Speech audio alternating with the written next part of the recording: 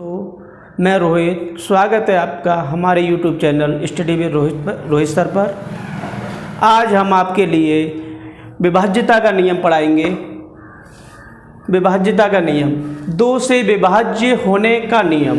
दो से विभाज्य होने का नियम, यदि किसी संख्या का इकाई का अंक 0, 2, 4, 6, 8 में से अंक होने पर वह संख्या 2 से विभाज्य होगी। अगर किसी संख्या का इकाई का अंक 2, 4, 6, 8 और 0 हो तो वो संख्या हमेशा 2 से विभाज्य होगी। नंबर नेक्स्ट, इसमें देखते हैं, इसका अंतिम नंबर 4 है तो इसका मतलब ये संख्या होगी 2 से विभाज्य होगी। एग्जाम्पल नंबर 2, इसका अंक 6 है, इकाई का अंक, तो ये संख्या 2 से विभाज्य होगी। इसका अंक 0 है तो ये संख्या 2 से विभाज्य होगी। नेक्स्ट नंबर, 3 से विभाज्य होने का नियम। 3 से संख्या वो ही विभाज्य होगी जिन संख्याओं का योग 3 से विभाज्य हो। जिन संख्याओं का योग 3 से विभाज्य हो, सभी संख्याओं का योग करेंगे और वो संख्याओं का योग 3 से विभाज्य होगा तो वो संख्या 3 से विभाज्य होगी। देखते हैं, यदि दी गई सभी संख्याओं के अंकों का योग 3 से पूर्णतः विभक्त हो जाए तो वह संख्या 3 से पूर्णतः विभाजित होगी। एग्जाम्पल देखते हैं, लिखा हुआ है 75684 में, इसे हम ऐड करेंगे, योग करेंगे। 7 + 5 + 6 + 8 + 4, इन सब संख्याओं का योग करेंगे तो 30 हो जाएगा। तो इस संख्या सब संख्याओं का योग 30 है और 30 है वो 3 से पूरी तरह विभाजित है। इस वजह से ये संख्या है हमारी वो 3 से विभाजित होगी। इसी प्रकार नेक्स्ट एग्जाम्पल देखेंगे, 9, 6, 3, 4, 2, 1, इन सब संख्याओं का ऐड करेंगे। 9 + 6 + 3 + 4 + 2 + 1 बराबर 25। अब 25 है यहाँ पर तो क्या करेंगे, 25 है तो ये संख्या 3 से विभाज्य नहीं होगी, इसलिए देखते हैं इनका योग है 25। 25 संख्या है वो 3 से विभाज्य नहीं है। अब देखते हैं नेक्स्ट नंबर 3, 4 से विभाज्य होने का नियम। 4 से विभाज्य होगी कौन सी संख्या होगी, देखते हैं। यदि कोई 4 से विभक्त तभी होगी जब उसका इकाई और दहाई अंकों से बनी संख्या 4 से विभक्त होगी। अगर कोई संख्या 4 से तभी विभक्त होगी जब उसका इकाई का अंक और दहाई का अंक 4 से विभाज्य होगा। अगर 4 से इकाई का और दहाई का अंक विभाज्य नहीं है तो वो संख्या 4 से विभाज्य नहीं होगी।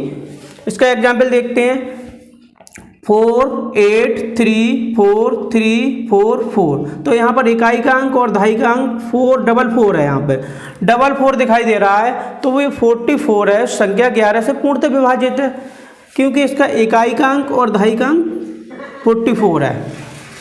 नेक्स्ट, 5 से विभक्त होने का नियम। यदि कोई संख्या 5 से विभक्त तभी होगी जब उसका इकाई का अंक या तो 0 होगा या 5 होगा। इन दोनों में से कोई होगा तो वो संख्या 5 से पूरी तरह विभाज्य होगी।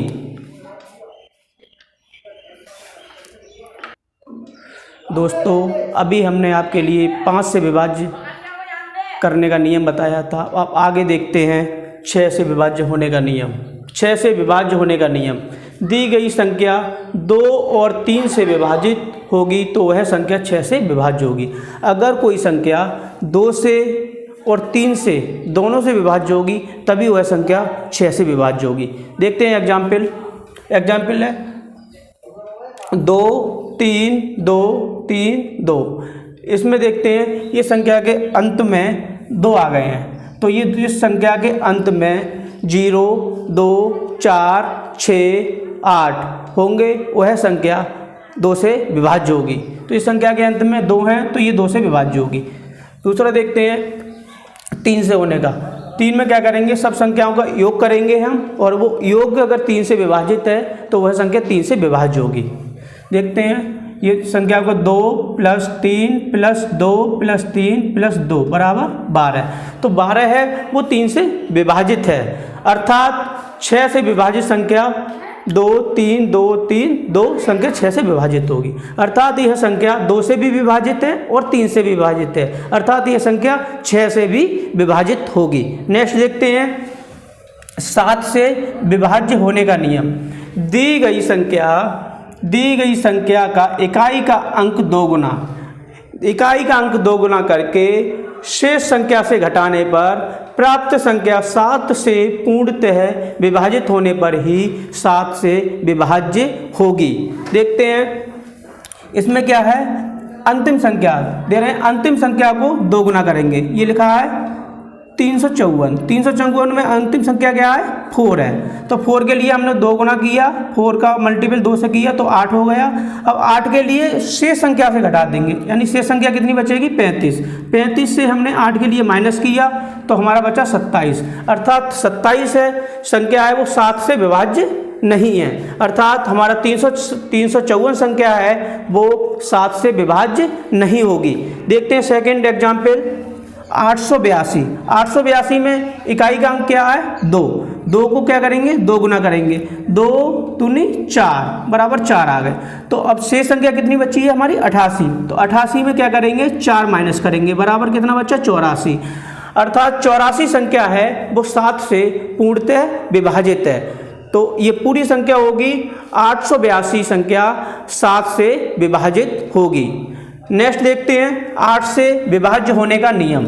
8 से विभाज्य होने का नियम में यदि किसी संख्या का इकाई, दहाई और सैकड़ा के अंक 8 से विभाजित होगी तभी वो संख्या 8 से पूर्णतः विभाजित होगी। देखते हैं 6 7 9 5 4 1 6, अर्थात इकाई, दहाई, सैकड़ा, इकाई, दहाई, सैकड़ा, ये तीनों अंक देखते हैं। तीनों अंक अगर 8 से विभाजित हैं तो ये संख्या 8 से विभाजित होगी, अगर ये 8 से विभाजित नहीं है तो ये संख्या 8 से विभाज्य नहीं होगी। देखते हैं 8 पंजे 40, बचा कितना 1, 8 दूनी 16, तो ये संख्या पूरी 8 से विभाजित है। दोस्तों अभी हमने आपके लिए विभाज्यता का नियम बताया, अब आगे देखते हैं विभाज्यता का नियम। 9 से विभाज्यता का नियम। 9 से विभाज्यता का नियम क्या है, देखते हैं। यदि किसी संख्या का योग 9 से विभाजित है तो वह संख्या 9 से पूर्णतः विभाजित होगी। अगर किसी संख्या का योग करने पर 9 से विभाज्य होगी तो वह संख्या पूर्णतः 9 से विभाजित होगी। देखते हैं एग्जाम्पल में है 7 5 4 6 2 3। इन सब संख्याओं को हम जोड़ेंगे, 7 + 5 5 + 4 + 6 + 2 + 3, इन सब संख्याओं का योग मिलेगा हमें 27।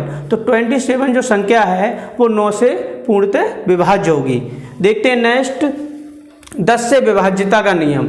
10 से विभाज्य वो है सब संख्याएं होती हैं जिनके अंत में इकाई का अंक 0 होगा, वो सभी संख्याएं 10 से विभाज्य होंगी। देखते हैं 11 से विभाज्य का। देखते हैं ये संख्या है 9 8 6 4 2 0, तो इसमें अंतिम अंक क्या है, 0 है, तो 0 है तो ये क्या होगी, 10 से विभाज्य होगी। 11 से विभाज्यता का नियम। 11 से विभाज्यता का नियम है कोई दी गई संख्या से विभाजित तभी होगी, कोई दी गई संख्या 11 से विभाजित तभी होगी जब संख्या के सम और विषम स्थानों को अलग अलग जोड़ने पर उनका अंतर 0 हो या 11 से विभाज्य हो। कोई संख्या हो तो वह 11 से पूर्णतः विभाजित होगी। जैसे देखते हैं 9 3 8 2 4 5, इन संख्याओं में जो सम स्थान पर हैं ये यहाँ लिख लेंगे, विषम स्थान पर हैं वो यहाँ लिख लेंगे। तो सबसे पहले देखते हैं विषम क्या है 9, तो 9 विषम के सामने लिख लिया, प्लस लगा दिया। 3 सम स्थान पर है तो 3 लिख लिया, प्लस लगा दिया। 8 विषम स्थान पर है तो 8 लिख लिया और प्लस लगा दिया।